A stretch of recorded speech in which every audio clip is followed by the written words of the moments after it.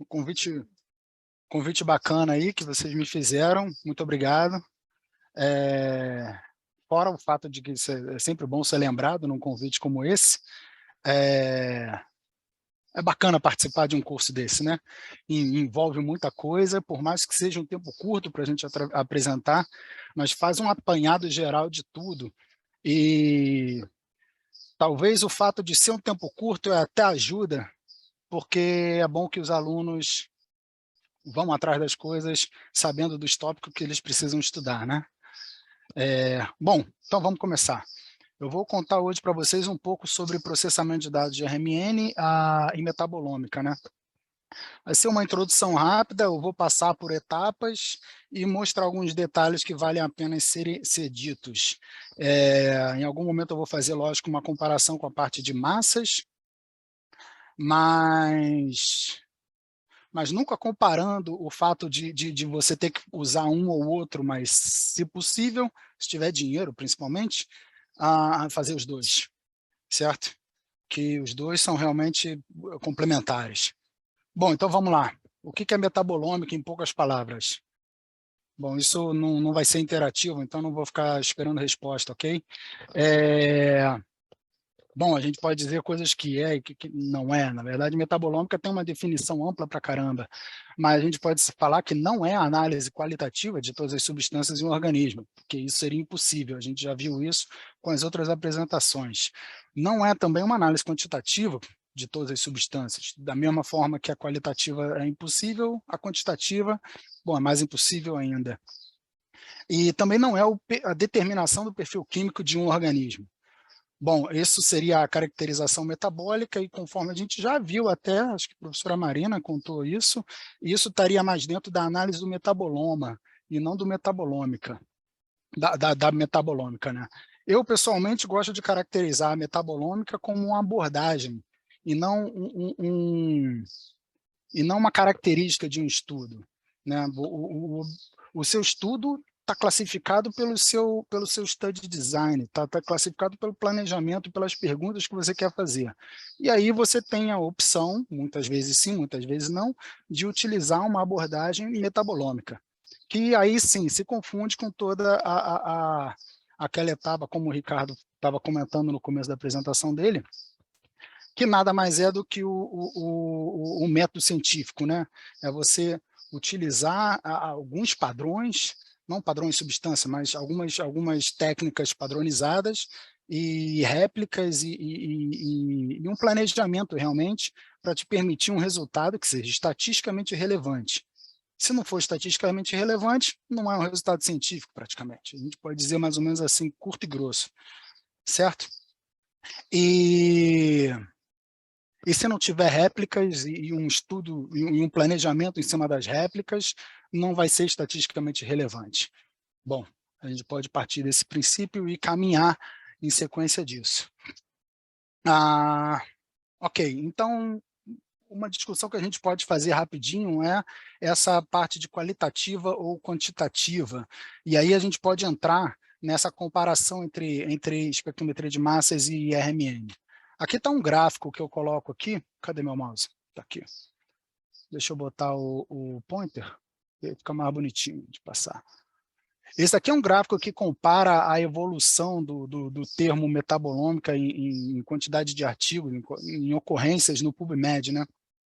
A gente tem aqui um número, bom, exponencialmente crescente, e em vermelho RMN, em azul LCMS, e a gente vê que, de fato, massas têm uma aplicação muito mais, tem uma atuação muito mais forte em metabolômica. A gente já vai chegar nos motivos pelo qual isso acontece, tipo, fora todas as características específicas da técnica, eu acho que tem um motivo especial para isso.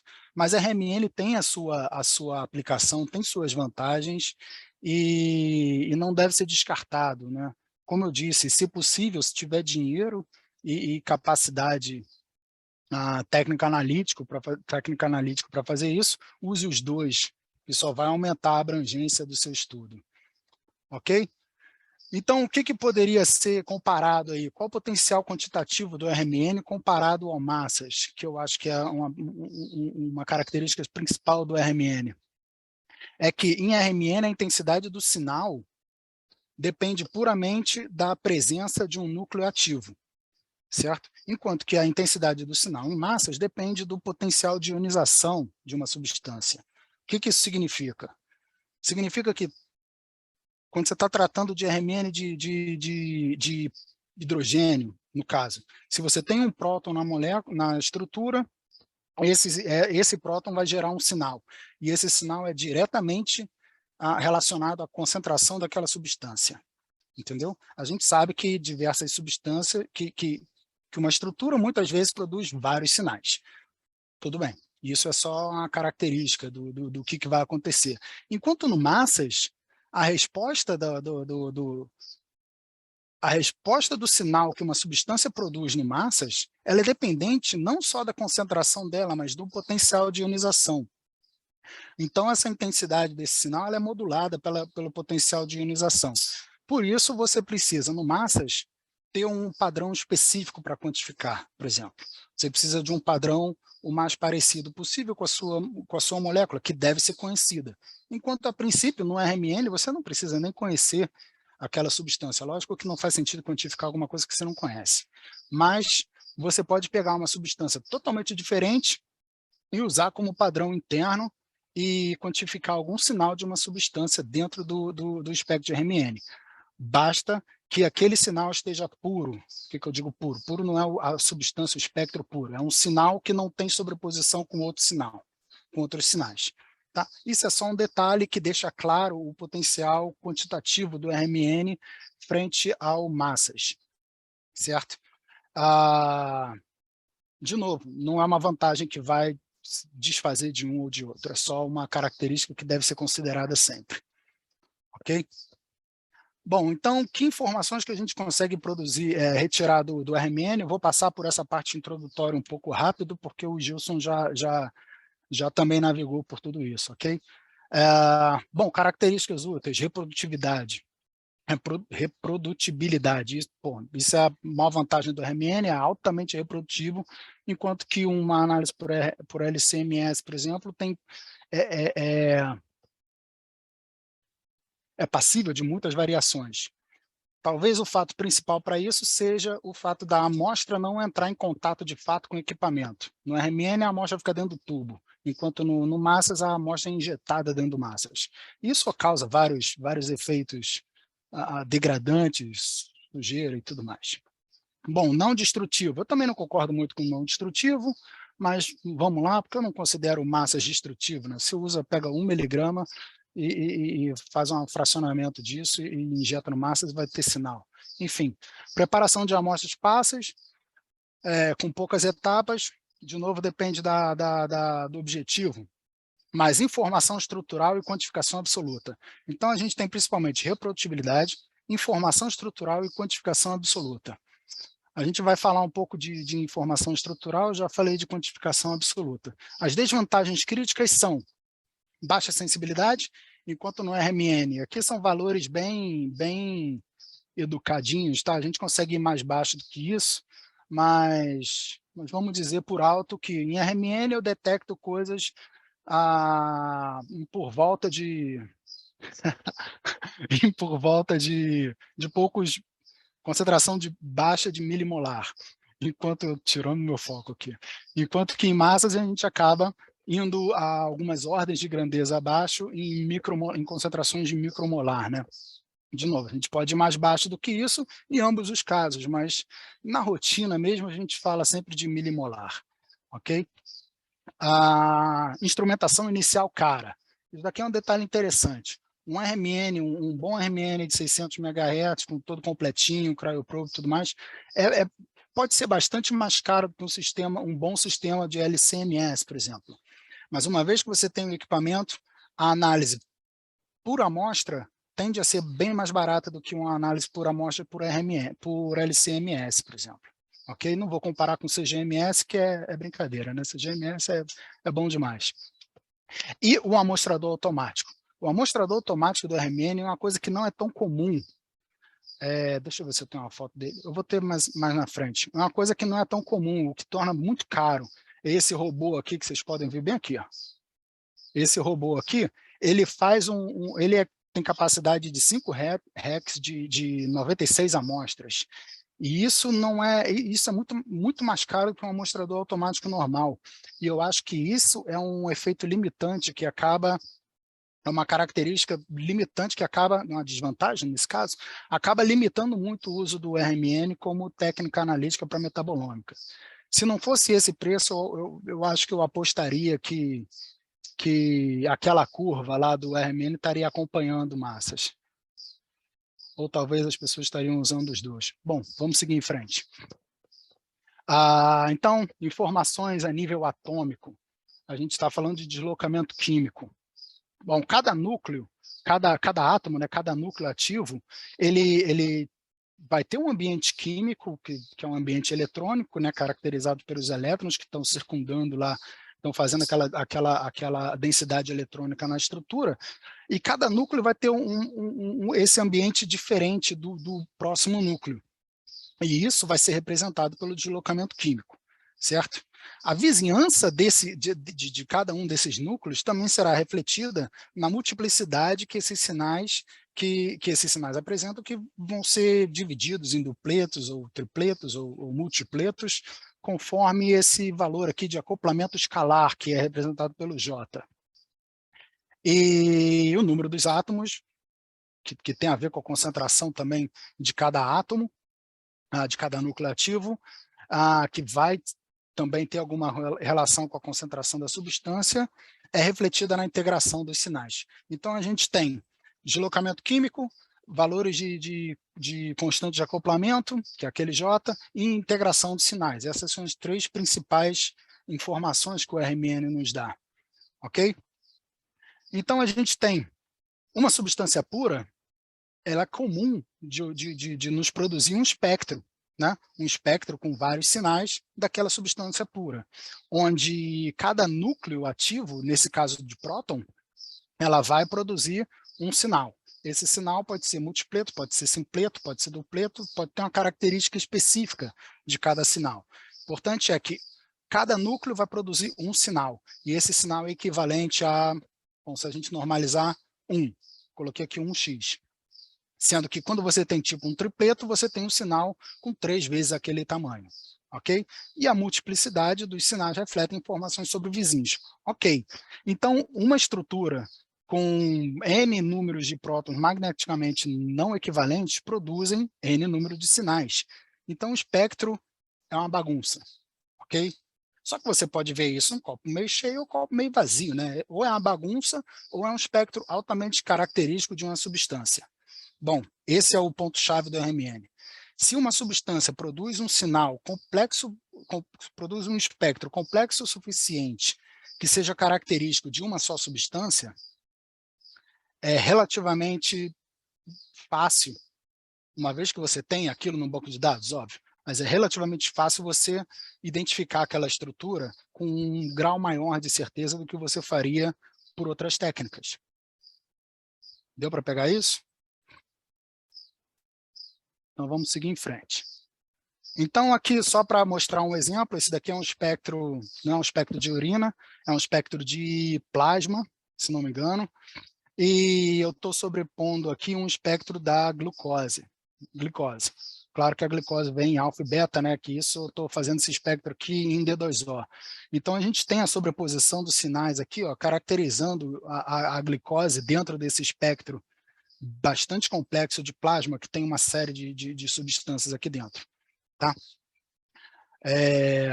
Bom, então essa seria uma bela característica do RMN, a possibilidade, se você tiver um banco de dados complexo, e o professor Gilson falou bastante de banco de dados, principalmente o BMRB, que você pode baixar de fato o feed, o arquivo de aquisição, e processar. Se você joga no MNOVA, você pode processar a sua mistura, uma série de substâncias que você acha que é, e ir sobrepondo para fazer a identificação. Isso é uma coisa excelente, né?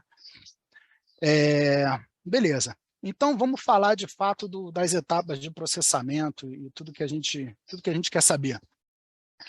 Num estudo geral de metabolômica, que vai aplicar essa abordagem de metabolômica, a gente vai ter a parte de amostragem, preparo de amostras, aquisição dos dados, processamento dos dados e análise estatística. Beleza. Eu não chamo nada de pré-processamento, tá? Porque eu acho que a etapa de processamento é tão difícil que não merece o pré antes, tá?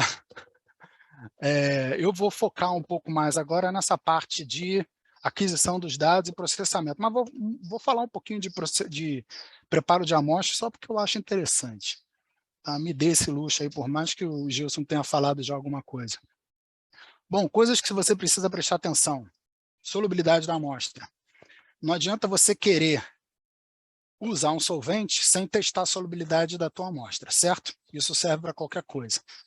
Você precisa ter uma solução homogênea, ou seja, límpida, né? Se você tiver a fragmentos ou particulados voando, flutuando dentro do seu tubo, você vai ter um espectro de baixa qualidade, porque você não vai conseguir fazer o shimmy direito, por exemplo. Então, os solventes mais comuns são a D2O, DMSO deuterado, metanol deuterado, cloroformo deuterado. Eu não coloquei os Ds aqui, mas tinha que ter os Ds, tá? Isso foi um erro meu. Só a água que veio com D. Por que tem que ser deuterado? Porque o deutério é a nossa referência de frequência, certo? Da mesma forma que quando você está fazendo uma espectroscopia de ultravioleta, você coloca um branco para fazer a referência, no RMN a gente coloca um solvente que tenha um deutério para fazer a nossa referência de frequência. Lembra que isso é praticamente um rádio gigante, você precisa sintonizar ele numa frequência certa para poder fazer as outras frequências de uma forma reprodutiva, né? Bom, uso de tampão. Por que a gente usa tampão? Por que o Gilson lá atrás falou bastante de tampão? Porque a gente precisa controlar o pH da amostra. O pH é um dos fatores principais responsáveis por deslocamento químico. Fica esquisito, né? Mas é porque, digamos que a gente tem um espectro de uma substância que tem os sinais. Esses sinais podem caminhar para diferentes deslocamentos químicos com a variação de pH. Vocês estão vendo esse sinal aqui, ó, caminhando? Isso pode ser um problema na etapa de alinhamento se você tiver um estudo com amostras muito diferentes, né? Porque, como as amostras são misturas, as misturas estão susceptíveis à variação de pH, beleza? Já que você não controla isso. Então, é importante, quando você está trabalhando principalmente com água, você fazer a sua análise em um tampão. Aí você é só fazer o tampão da mesma forma que você faria com água, só que com D2O, certo? Uma opção para isso também é você fazer com água, ali cotar em uma série de frascos de 600 microlitros, por exemplo, aí você centrifuga, vai ter só os sais ali, aí você coloca 600 microlitros de D2O, e aí você vai ter um tampão em D2O perfeito, certo? Quantidade da amostra, volume da amostra e concentração. Isso também é uma coisa a se prestar atenção, porque a gente já falou, o RMN tem baixa sensibilidade. Então, você precisa de uma amostra um pouquinho mais concentrada do que você precisaria para LCMS, por exemplo, ou para GCMS. Ok? Então, mas você também não pode abusar e ir muito concentrado, tá? Porque senão você vai ter muita interação entre as moléculas e vai ter aglomerados, e aí o shimmy novamente vai ficar uma porcaria, tá? Desculpa, o termo está gravado, desculpa. Os sinais vão ficar alargados e o espectro vai ficar feio. Perfeito? Seguindo em frente. Bom, quantidade de amostra no tubo. Isso daqui é uma figura que eu gosto de mostrar, porque dá uma visão boa dos tubos que se usa para RMN, do volume e concentração. Então, imaginando uma substância com 500 Daltons, você tem um tubo de 5 milímetros, você vai colocar por volta de 600 microlitros, eu arredondei os números para ficar mais fácil o cálculo, tá? Você tem uma concentração aí final de 0,33 milimolar, tá? Num tubo de 3, você coloca por volta de 150 microlitros e você tem uma amostra um pouco mais concentrada. Você diminui o volume, né? O tubo é mais fino, então a amostra é mais concentrada. Num tubo de 1,7, olha só, você joga a concentração lá para cima, 6 vezes mais do que o tubo de 3. Isso é interessante. Melhor do que isso, você usa só 28 microlitros de solvente. Solvente deuterado é caro, tá? Então, talvez seja uma boa ideia você tentar focar num equipamento que tenha um probe de 1,7. Aí entra outro problema, porque o probe de 1.7 não é uma coisa simples de se trabalhar, porque o tubo de 1.7 é muito sensível, né? E o jeito mais fácil de trabalhar é no Fast Prep, no Sample Jet, que é o amostrador. E o amostrador é caro. E um rack desse de tubo de 1.7 é mais caro. Não é mais caro que o amostrador, mas é bastante caro também. No Brasil, a gente está muito limitado com esse tipo de coisa. E esse daqui é um outro exemplo de um tubo de 5, nesse caso aqui é um tubo de 3 milímetros, só que é um tubo específico chamado Shigemi, que ele tem uma parte não é vidro, é um vidro específico, tá? Mas é sólido, então a tua amostra não vai até o final. Ele fica só na região ativa, que é esse Radio Frequency Active Region, ok? Isso estaria especificando só a região ativa do probe, tá? Não vou entrar em muitos detalhes sobre isso, mas eu queria sim mostrar essa variação de concentração com volume.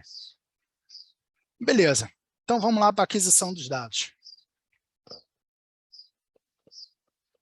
Qual o maior fator que faz variação no equipamento de RMN? Nossa, eu tenho pouco tempo.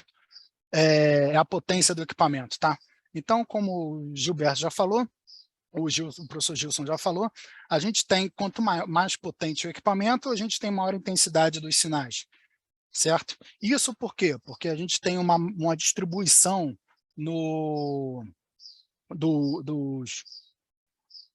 dos núcleos em estados excitados e estados não excitados, uma distribuição maior quanto maior a potência, né? Isso daqui se baseia no fundamento básico de RMN, eu não vou entrar em detalhes por isso, que a gente quer ir na parte de aquisição. Deixa eu mostrar os amostradores aqui, 2 tipos de amostradores, a gente tem esse amostrador aqui, eu não tenho certeza de qual o número de amostras que ele aceita, mas esse daqui é o que a gente tem, o Sample Jet, e ele é bastante caro e faz uma limitação inicial no custo do equipamento também, mas ele aceitaria, a princípio, 5 racks de 96 amostras. Cada tampinha dessa é uma amostra. Ok? Bom, quanto ao experimento, o experimento mais simples seria um experimento de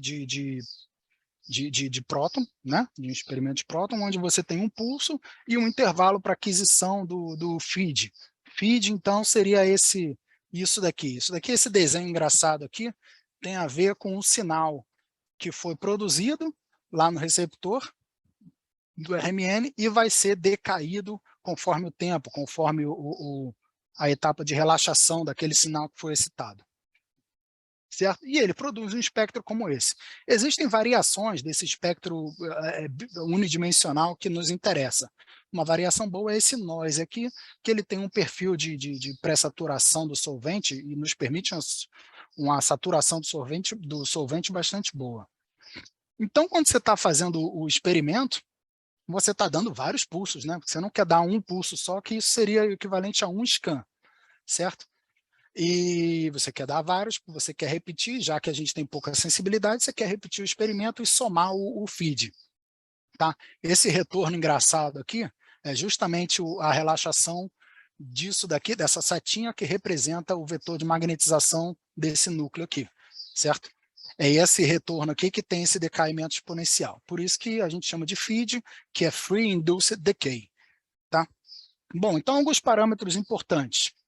A largura do pulso, quanto mais largo você quer o pulso com uma duração de tempo específica para poder baixar o seu vetor magnetização ao eixo XY, no caso, isso é convencional, mas o eixo perpendicular ao campo magnético externo. E para isso você precisa calibrar o seu pulso, calibrar o P1. Eu não vou passar por detalhes sobre isso, mas são coisas que precisa saber.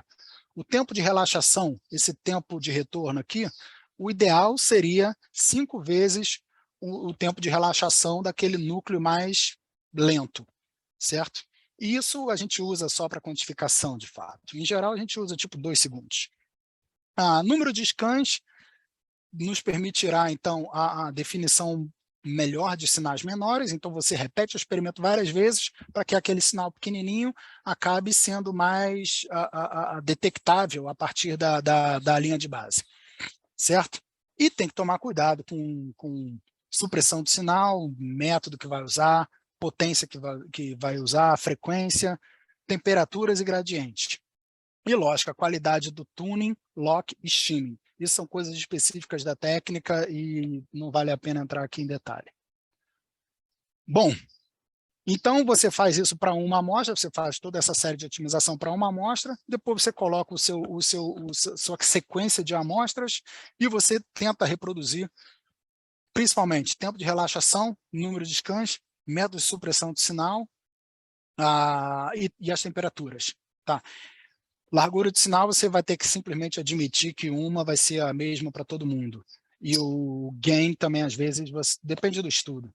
Mas a ideia é que você tenha uma série de espectros de RMN, cada um para uma amostra, sendo coletadas usando grosseiramente os mesmos parâmetros, certo? Porque isso que você é nisso que você vai se garantir para que você vai dizer, a técnica está sendo reprodutiva, então vamos poder fazer o estudo de comparação que a gente quer fazer, como um estudo que aplica metabolômica de qualquer forma. Bom, processamento de dados. Está aí o Free Induced Decay, o FID. Tá? Então, o sinal é gerado por um detector. O sinal gerado por um detector é um sinal de amplitude em razão do tempo. Tá? Isso é uma frequência. E ela tem um decaimento. Esse decaimento aqui deve ser sempre exponencial. Essa característica dele ser exponencial vai nos produzir um pico bonitinho, um pico beleza. Beleza? Mas o feed tem umas porções específicas que a gente precisa saber. Tipo, a primeira parte do feed está mais ligada, está mais relacionada à intensidade de sinais. A parte mediana, a resolução dos sinais. E a parte mais próxima do zero, a ruído. Tá? Então, quando o decaimento não é exponencial, a gente precisa aplicar uma função de onda que vai forçar ele a ser exponencial. O nome disso é apodização. Tá?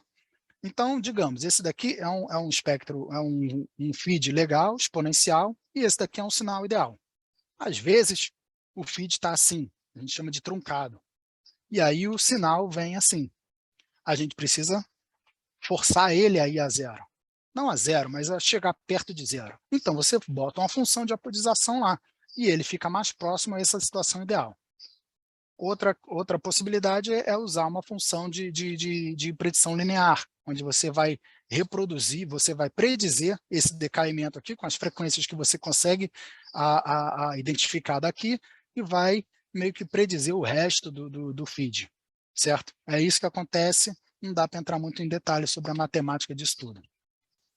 Bom, outra etapa que você precisa saber, bom, então a apodização é tipo a primeira etapa que você faz olhando para o feed realmente, tá? Então, em seguida, você vai aplicar isso que a gente chama de zero filling, que é preenchimentos com zeros. Bom, isso aqui é um exemplo de um espectro que não foi submetido a zero filling, e esse daqui é um que foi submetido a zero filling. O que é zero filling? É você adicionar zeros aos pontos do feed, que aí não é que o zero é adicionado simplesmente no final, tá? Ele produz uma resolução melhor, ele produz uma melhor resolução digital. Não é uma resolução espectral de fato, mas só uma resolução digital. E aí, Ricardo, então você pode aumentar 5, 10, 20, 100 vezes a quantidade de pontos adquiridos? Não, só dá para... Esse aumento não é linear, então esse aumento de resolução não é linear. Então, só vale a pena adicionar o dobro de pontos do próprio feed. Tá? Então, digamos que você adquiriu 32 mil pontos, você agora vai estar processando 64 mil pontos. Ok? Tá, a apodização, a gente meio que já falou disso. Tem uns exemplos aqui. Imaginando esse daqui não vai mudar, e aqui eu aplico diferentes funções. E aí a gente vê a variação do espectro aqui embaixo. Eu não vou me ater muito a isso, mas notem que quanto mais eu dou um valor a essa parte mediana do feed, eu tenho um aumento da resolução. Olha esse caso, eu tenho um aumento da resolução. Só que com o aumento da resolução, eu acabo perdendo a intensidade do sinal. Então, não é uma coisa perfeita, você tem que jogar entre intensidade e resolução, e em diferentes momentos você vai querer diferentes coisas. Em alguns momentos você vai querer calcular ou medir uma constante de acoplamento, por exemplo. Aí você vai lá e aplica uma função de onda que vai te aumentar a quantidade de resolução, né? Ou se você quiser mais sinal, você vai lá e mexe na função de onda para você poder dar mais valor àquela parte inicial do feed. Beleza? Correção de fase. Bom, muitas vezes no RMN você tem, devido a alguns, não erros da sequência, mas se você acertar uns valores, toda a sequência de RMN é definida em intervalos de tempo, né? Esses intervalos de tempo são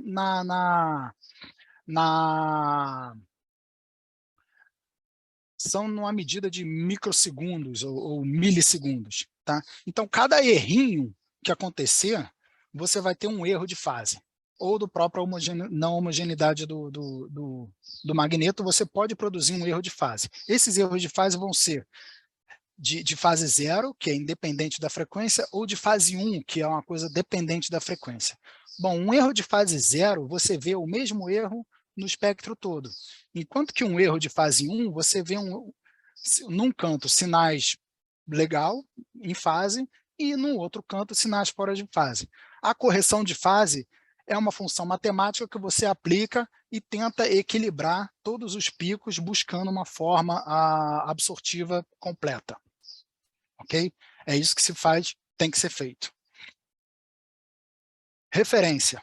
Bom, como a gente já viu, os sinais podem ter um deslocamento geral em todo o espectro.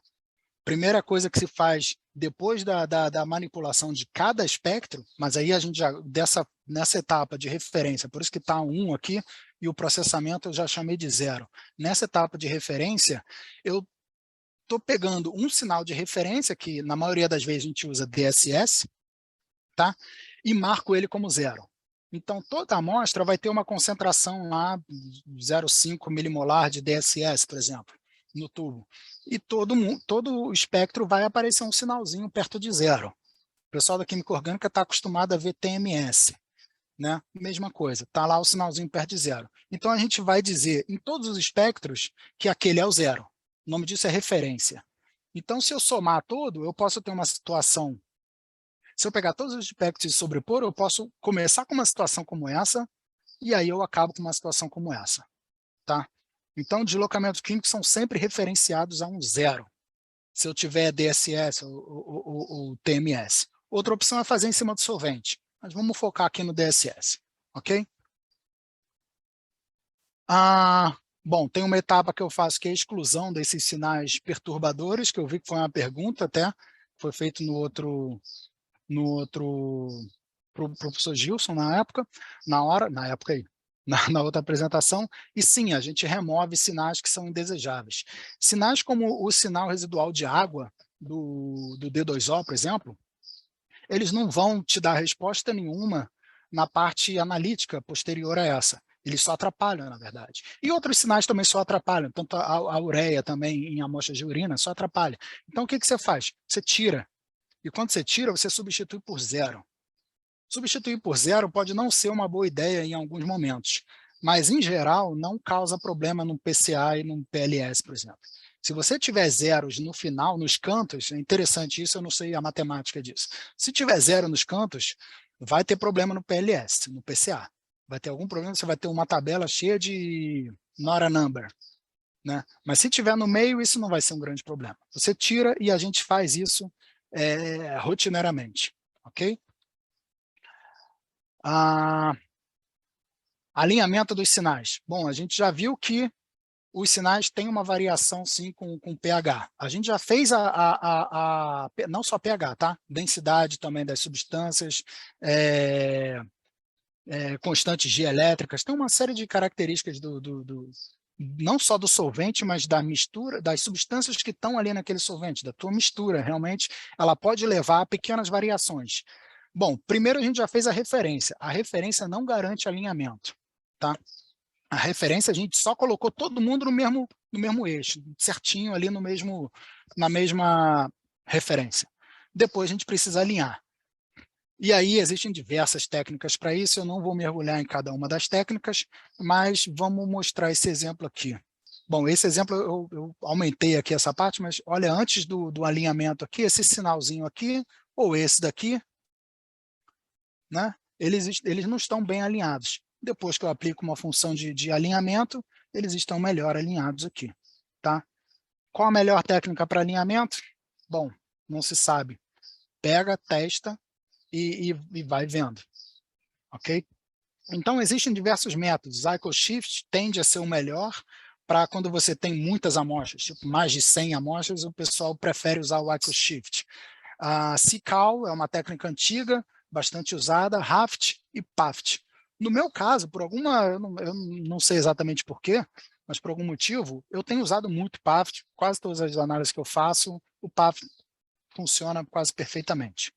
Um cuidado que tem que ter é que o alinhamento, como ele mexe iterativamente com cada pico e não com o espectro todo de uma vez, ele produz esse tipo de problema aqui, ó. Isso daqui, porque ele puxou esse pico aqui para cá. Isso causa um problema que em casos de estudo de quantificação, você tem que tomar cuidado. E aí, em caso de estudo de quantificação, é melhor não alinhar, fazer mesmo a integração manual. Ok? Normalização. Bom, em muitos casos a gente vê uma diferença entre as concentrações das amostras, certo?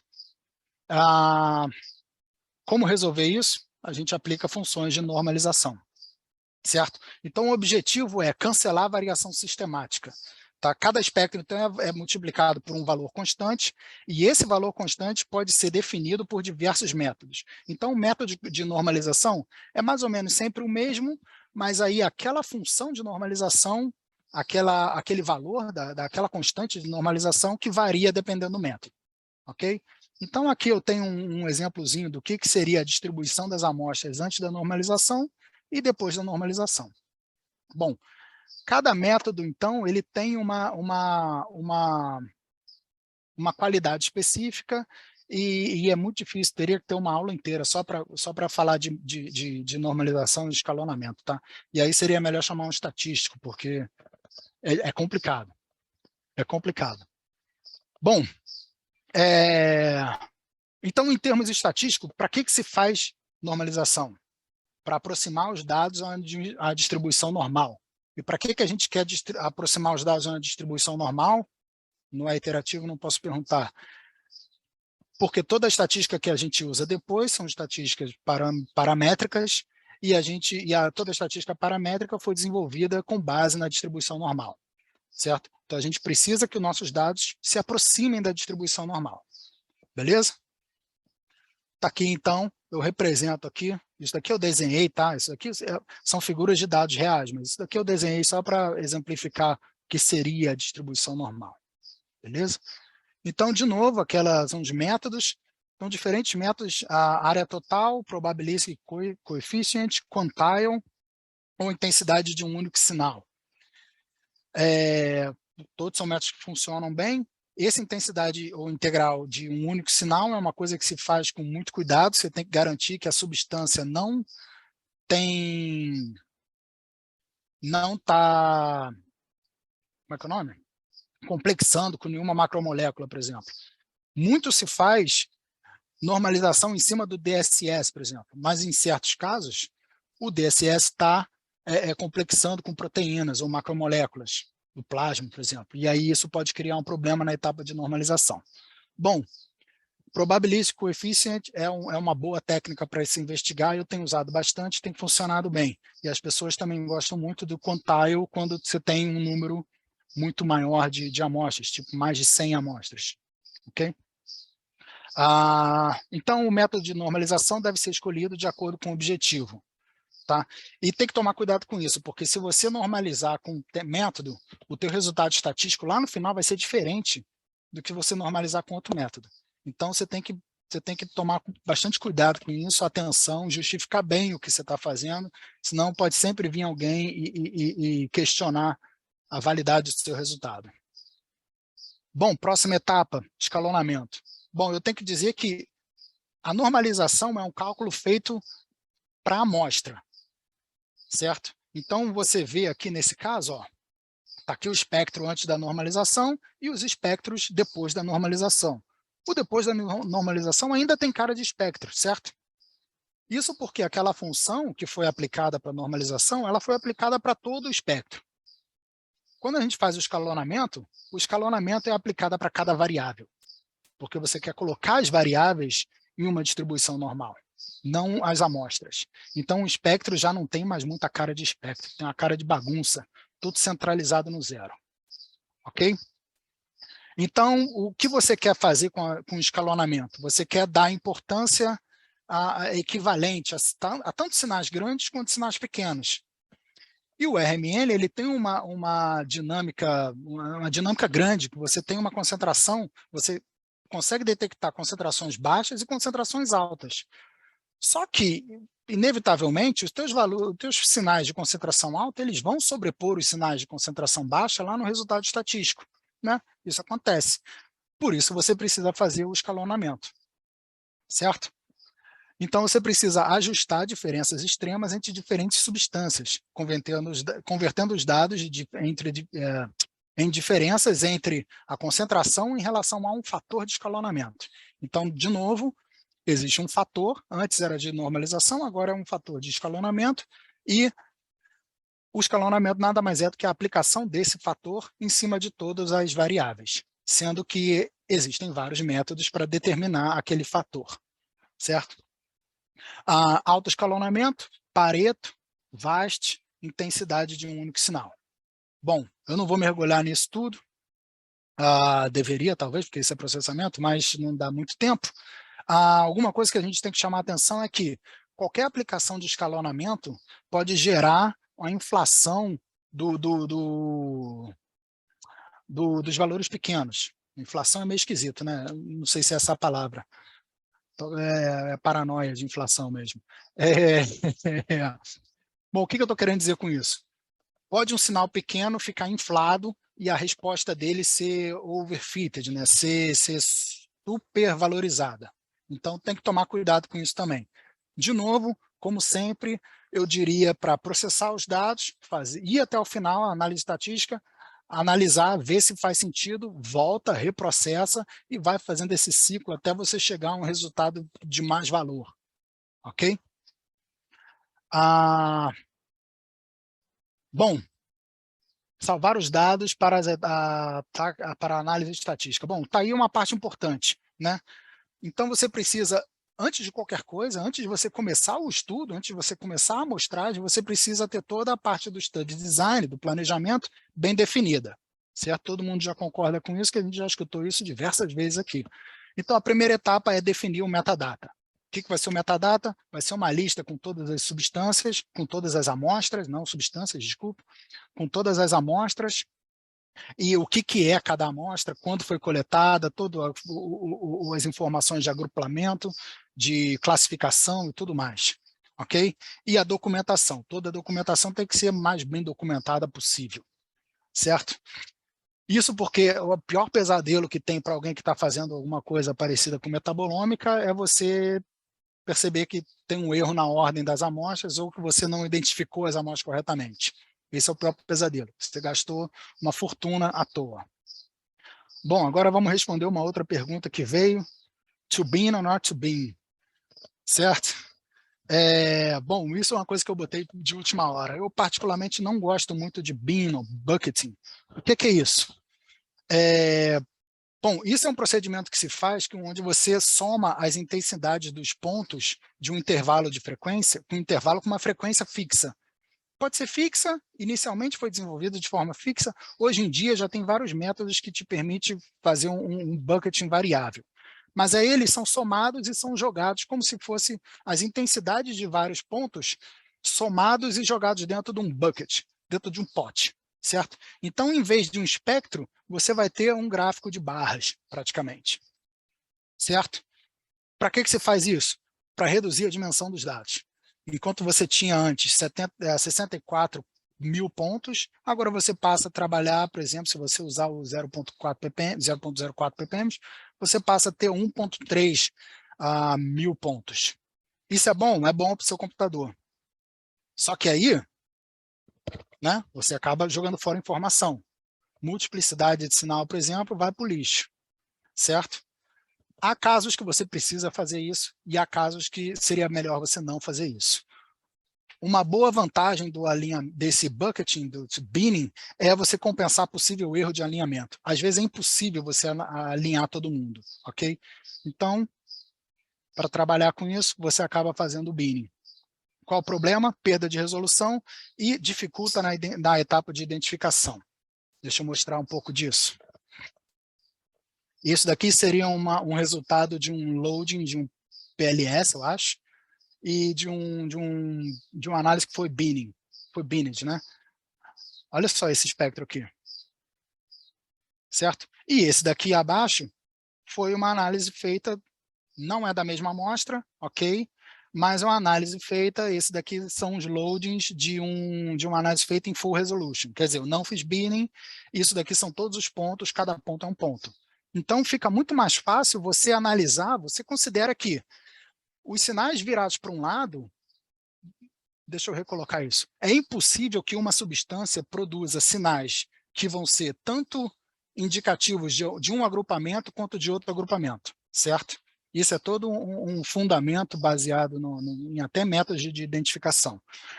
Então, você tem que admitir que uma substância vai ser responsável por um agrupamento, certo? E essa substância produz vários sinais. Então, você consegue identificar vários sinais da mesma substância apontados para o mesmo lado. Isso te ajuda, inclusive, na etapa de identificação. É por isso, basicamente, que eu não gosto de binning. Mas, de novo, há etapas que você precisa fazer binning. Tá?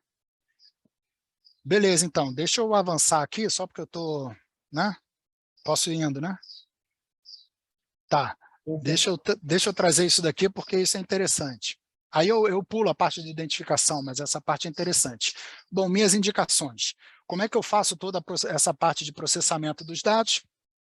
O processamento, cruamente falando, eu tendo a fazer ou no MNOVA ou no NMR-Pipe, só porque, bom, são reconhecidos por produzirem bons espectros, e aí toda essa parte, desde da referência, alinhamento, normalização, escalonamento e tudo mais, eu faço no MATLAB. E aí eu uso esse toolbox aqui, que é disponibilizado pelo professor Arthur Edson, aqui na UGA, e o código é de graça, está aqui no GitHub do laboratório. Você pode baixar e ele já vem com todas as funções, inclusive alguns exemplos. Ah, beleza, Ricardo, pô, MATLAB não é de graça, né? E você quer que eu faça binning, eu preciso de um computador potente para isso. Você quer que eu não faça binning, né? Pô, então você está de brincadeira comigo, né? Mas existe uma solução que está sendo desenvolvida agora. E é uma solução que eu diria que é importante todo mundo tentar, porque é interessante. Esse NMR Box. NMR Box, então, é uma infraestrutura que está sendo desenvolvida, que é de acesso grátis à academia, e é uma plataforma que disponibiliza via financiamento do NIH, tem um O ali no meio, do NIH, e que possui vários programas de RML dentro dele. Então, é uma coisa que você se cadastra, vai lá e usa, e você usa ele via a máquina virtual. Quer dizer, você não usa o seu computador para processar nada.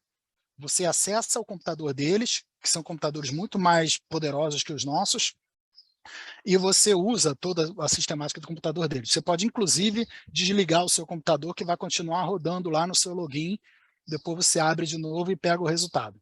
Ok? Então, lá tem o MATLAB, lá tem o TopSpin, o MNOVA, que é caro e a gente, né, costuma... né? Enfim, lá tem... tem MetaboAnalyst, tem várias opções lá dentro. Vale a pena dar uma investida nisso, certo? NMR Box, de acesso gratuito.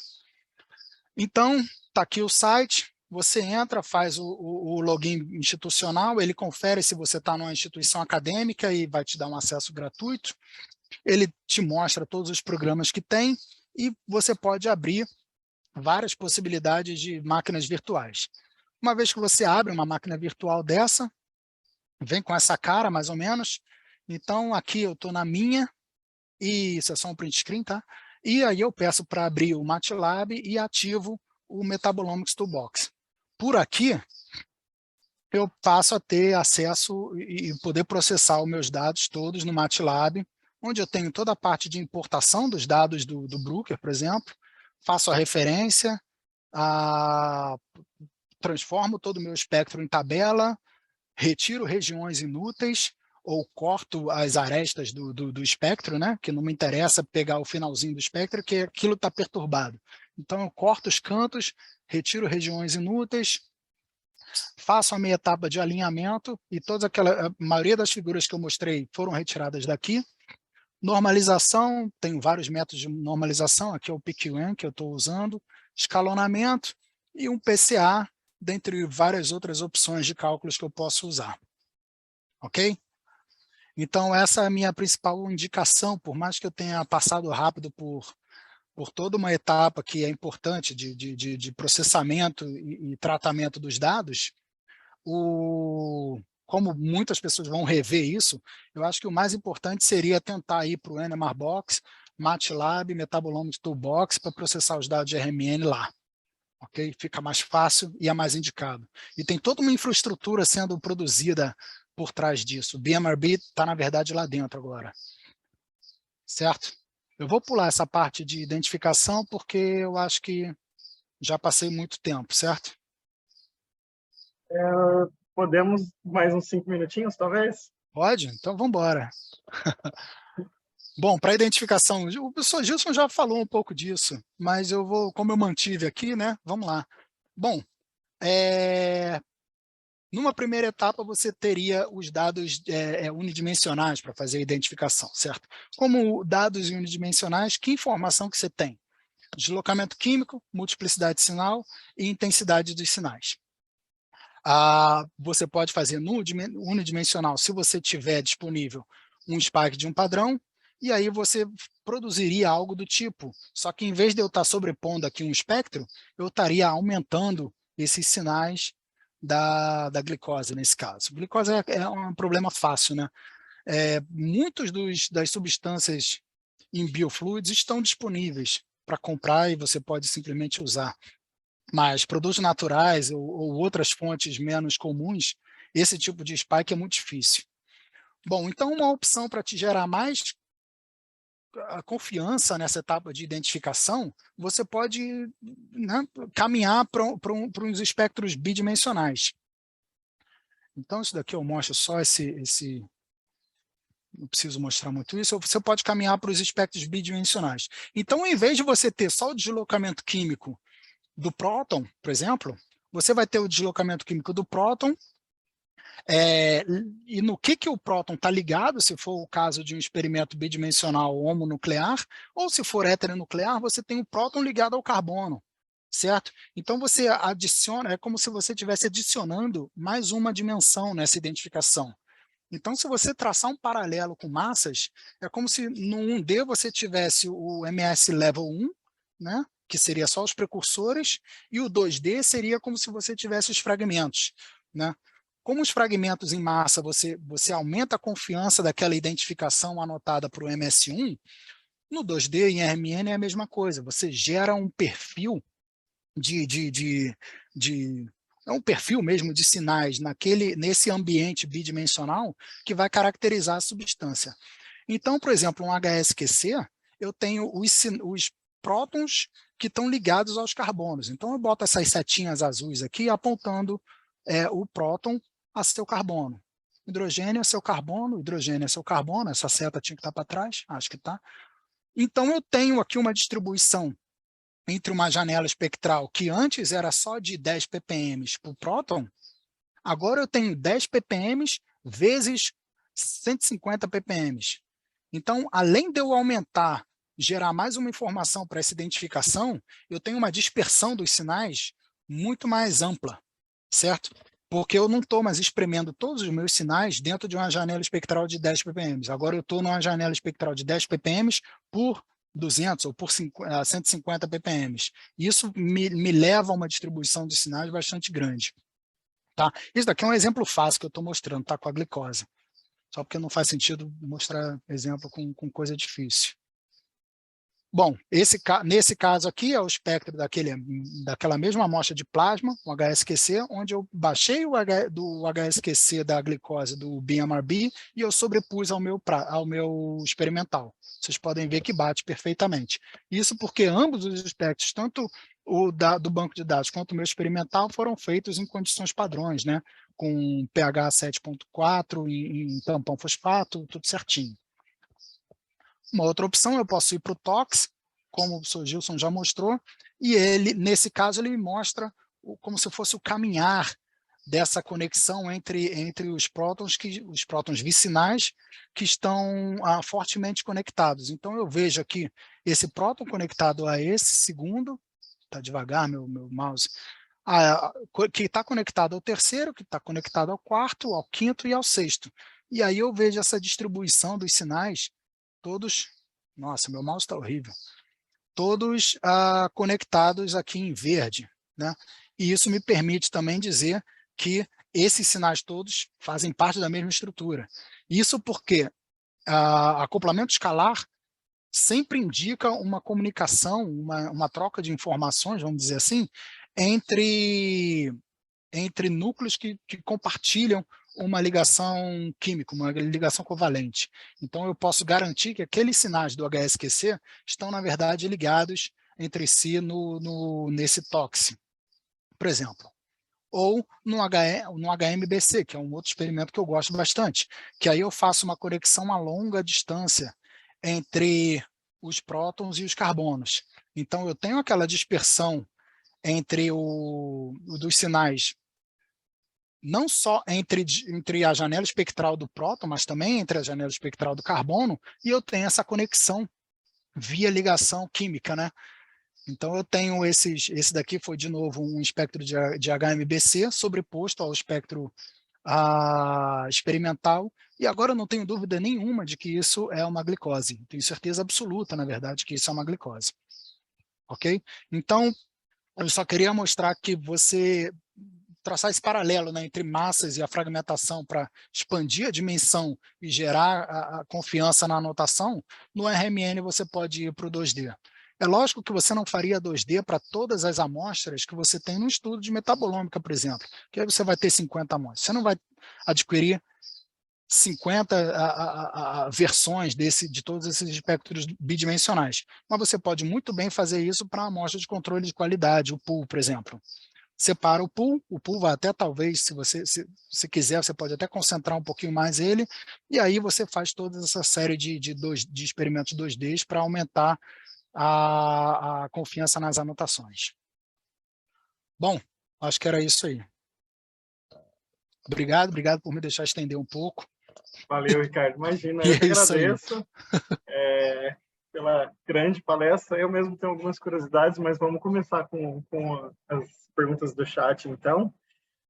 Primeira pergunta da Lívia, né? Em relação à sequência de pulsos, quais parâmetros são avaliados na escolha da sequência adequada para análise de uma determinada matriz? Quais parâmetros são... Tá. Bom, como o professor Gilson falou alguma coisa sobre o CPMG, certo? Eu comentei alguma coisa sobre o próton, um experimento de próton simples, que é só um pulso e a detecção, e citei o Nose-PR-1D. Bom, o que varia são características específicas da sequência, certo? Tipo, o Nose-PR e o CPMG. O CPMG ele tem uma coisa específica, que é um filtro T2, que ele vai diminuir o efeito de macromoléculas. O problema de macromoléculas é que eles vão gerar um sinal, eles vão gerar esse tipo de coisa aqui, ó, esse arredondado aqui, esses sinais mais largos, tá? E a gente não quer ver isso, certo? A gente não quer ver esse tipo de alargamento. Então o CPMG ele vem com esse filtro T2 e ele ajuda nessa supressão desse alargamento. Enquanto o Nose-PR, ele diminui, ele faz uma pré-saturação melhor do sinal do solvente, do sinal da água, por exemplo. Mas se você não tiver problemas desse tipo um estudo todo feito em clorofórmio, você não precisa adquirir um Nose-PR nem um CPMG. Você pode ir para um próton normal. Então, vai depender da tua amostra e do conhecimento que você tem mesmo de sequência. Se a sua amostra você prevê que tenha macromoléculas, você pode pensar em variar o teu experimento para alguma situação onde você vai ter um espectro mais limpo delas. Ou se você tiver uma amostra com muita água, você tem que se esforçar bastante para tirar esse sinal da água. Ok? Tirar o sinal da água não é tão simples, em muitos casos, mas essas sequências específicas te ajudam nisso. Lembrando que o sinal da água, por exemplo, que uma amostra de urina, por exemplo, você não seca a urina e traz ela de volta em D2O. Você bota D2O num pouco de urina, tipo 450 microlitros de urina, e você bota 500 microlitros do teu tampão, tá? Para você só fazer a referência, mas aquela amostra está cheia de água. E esse sinal da água vai se sobrepor a tudo. Ok? Então, a escolha do experimento depende mesmo da amostra.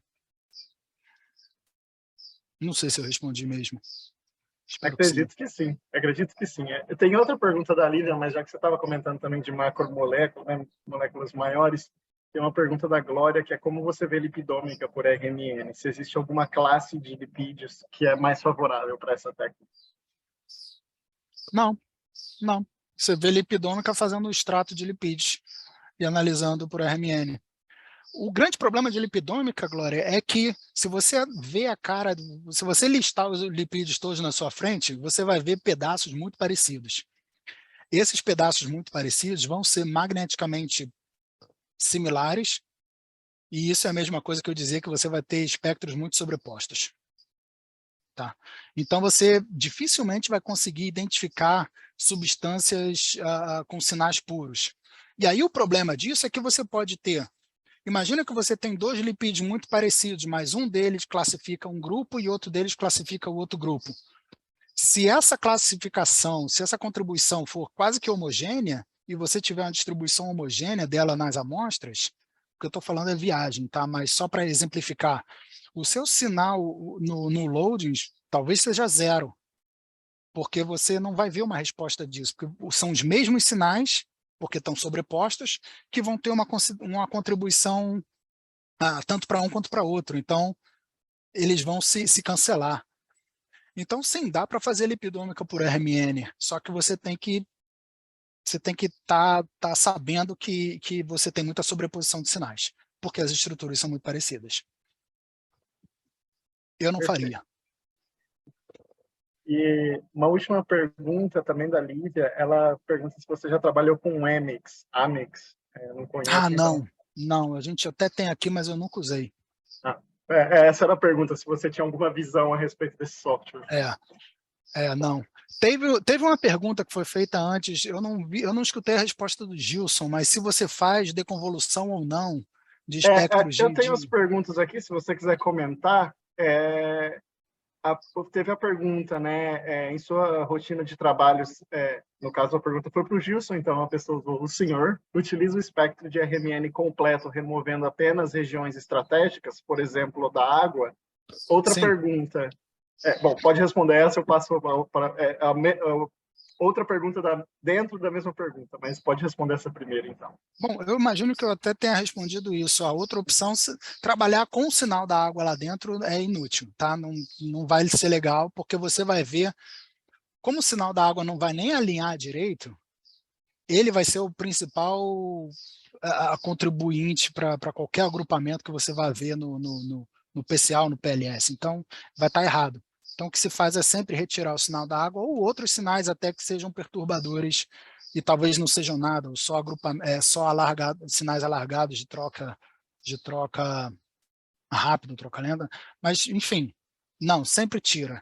E aí, sobre usar o espectro inteiro, ou binary ou não binary, eu prefiro usar em full resolution, eu acredito nisso, mas eu reconheço que há situações em que você precisa binning, até porque talvez, em alguns casos, você não tem como alinhar. E se não tem como alinhar, aquilo vai te causar problema na hora de fazer o cálculo estatístico. Então, às vezes é melhor fazer o binning. Perfeito, Ricardo. Eu tenho uma pergunta e uma curiosidade, se você tiver mais um tempinho. Tem. A primeira, eu fiquei curioso sobre quando você mostrou o mostrador com o 96 Well Plate, como é que chama? Como que é o nome Uhum. disso em português? É a placa. A placa de 96 postos, isso. Ele tem mais ou menos uma mesma estrutura daquele, eu como um leigo em RMN, né? Talvez seja uma pergunta estúpida. Vai lá, vai lá. Te mostro um aqui, ó. Eu queria saber se ele tem mais ou menos a mesma estrutura do tubinho de 3 Ele, milímetros, 5 ele milímetros, tem, só que 1.7. ele é menor.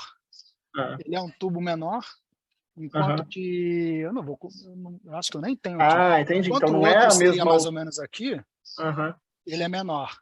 aham. Mas ainda Esse- assim é mais alto que um plate de massas, por exemplo, que você põe num LC. Não, não é um Sim. plate. Cada um deles é um Entendi. tubo. Cada um Entendi, deles é um entendi. tubo. Então, Entendi. É que na foto parecia um plate. porque é de cima, né? Uhum, Mas, a princípio, você teria 96 amostras aqui uhum. em Sim, tudo, sim. Entendi. certo? E aí, em relação a isso, né?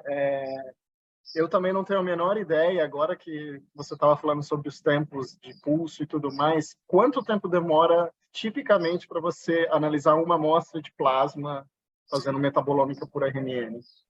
Cada amostra, 2 É, minutos. 2 minutos, porque Tá? vendo, né, os slides que sempre tem esses slides das massas, RNN, vantagens e desvantagens, né? Eu acho que talvez no começo assim da metabolômica não fosse, claro que a velha frase tempo é dinheiro, né? Mas eu acho que atualmente isso vem sendo, acho que um ponto muito forte, talvez, do RMN também, porque eu penso no meu trabalho anterior, a gente estava fazendo metabolômica populacional, e eu basicamente tive que analisar 7.000 amostras. Então, você faz as contas, né? A gente analisava 2 plates de 96 por semana, que dá 200 amostras por semana, aí vai então, 800 amostras no mês, você demora ali 9 meses para você adquirir, com tudo correndo perfeitamente bem, essas 7.000 amostras, né? Então, com uma cromatografia de 20 minutos, positivo e negativo. Se Você você tem que pensa parar toda hora para limpar o equipamento e tudo não, mais. e você não consegue manter essa rotina todo dia, você tem outras coisas para fazer, o equipamento quebra, não tem jeito.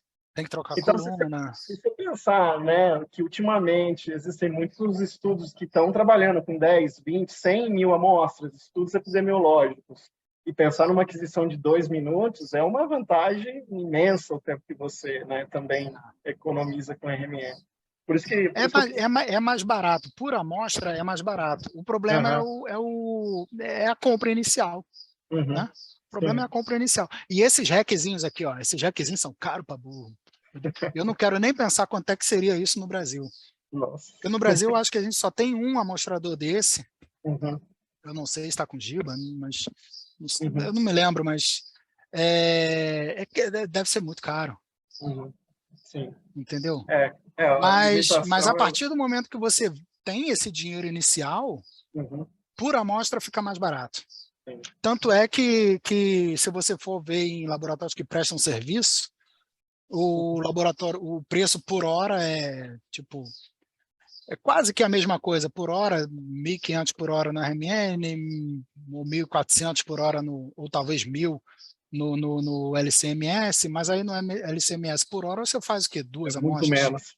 É. né? Se pensar uma cromatografia 20 minutos e 2 É, minutos é basicamente 10 vezes menos. Então, é, acho que é uma vantagem bem grande também, principalmente agora que a tendência é cada vez ter mais amostras. é. Aí o Legal. outro problema passa a ser o nitrogênio e o hélio, né? Aham. Sim, Aí, ó, toda uma outra discussão. sim. Bom, apareceram agora mais 2 perguntas. Você tem um tempinho ou a gente passa, você responde Pode depois? seguir. Pode seguir, vamos lá. É obrigatório realizar experimentos definindo T1 nas análises de hidrogênio que serão avaliadas por PCA? Não, não, não. Eu quase nunca faço isso, e o meu chefe aqui, ele também, ele tá sempre, a gente usa T1 de Tá, não, a gente não usa T1 fixo, né? A gente usa o D1, que seria um intervalo, que vai estar relacionado ao que seria o D1, o T1. Só que eu uso sempre 2 segundos. E é o que se usa normalmente, é o que se usa normalmente. Para você fazer a quantificação, aí sim, você quer ter uma maior certeza da tua intensidade do sinal. Aí você calcula o T1 e faz uns 5 vezes T1. Mas para a rotina, não, 2 segundos tá bom. Tá? Perfeito. Então, a última pergunta para a gente encerrar, Ricardo. A Maíra pergunta se seu grupo trabalha com análises em RMN 2D rápido ou ultra rápido. O F, que eu imagino que é ultra fast. Não, não exatamente. O que eu acabei de conseguir implementar aqui é esses NOA, essas sequências de super sequências que você combina algumas sequências no mesmo D1, e aí eu estou fazendo agora, eu estou fazendo HSQC e TOXI, tudo na mesma lapada, né, no mesmo experimento, e dura o mesmo tempo de que um HSQC puro. Quem é que perguntou isso? Maíra Pinheiro. Maíra, né? Eu acabei de passar também um arquivo para um colega meu que está no Inmetro, Bruno, que a gente está conversando dele implementar isso lá. Aí eu consegui fazer aqui, mandei para ele. Se tiver interesse e for Brooker, eu posso mandar para você também, só me manda um e-mail. Porque isso é uma coisa interessante, esses NOA. Tá? Perfeito. Bom, Só uma coisa, deixa eu me dar mais um minuto, porque Sim, eu claro. preciso falar dessa história de deconvolução. Vai. Deconvolução em RMN não é tão comum como a gente faz em massas, certo? Quando a gente faz em deconvolução de LCMS, por exemplo, ou CGMS. Tem um lado de uma ideia de deconvolução, onde você faz primeiro a identificação dos sinais, depois você pega a intensidade desses sinais e faz a estatística só em cima deles. O Gilson chegou a falar disso. Mas eu só queria deixar que num futuro próximo, a gente vai ter um método de desconvolução totalmente automático para RMN, que está fazendo a desconvolução do feed. Né? Então, a gente, em vez de transformar o espectro, olhar o espectro e verificar os picos, o que a gente está começando a fazer é pegar o feed e identificar as frequências dentro do feed, fazendo uma série de cálculos de fitting, e aí você identifica as frequências dali. E ali, a partir do momento que você consegue fazer isso, você vai ter uma tabela de features, de NMR features, na verdade, onde cada feature vai caracterizar uma frequência e uma abundância. Tá? Então, de forma prática, a gente não faz deconvolução em rotina em RMN, mas a gente está muito próximo de fazer. Tá? E quando a gente tiver esse tipo de resultado rodando, sobreposição de sinal deixa de ser um problema. Tá? Porque sobreposição acontece depois da transformada de Fourier, não antes. Antes a gente tem o feed, ele consegue separar todas as frequências. Isso é meio que teórico, mas é possível. E os primeiros resultados já estão saindo aqui. Então, isso vai vir e vai ser grande. Vai resolver toda uma etapa de pick-picking de RMN também, que é um problemaço.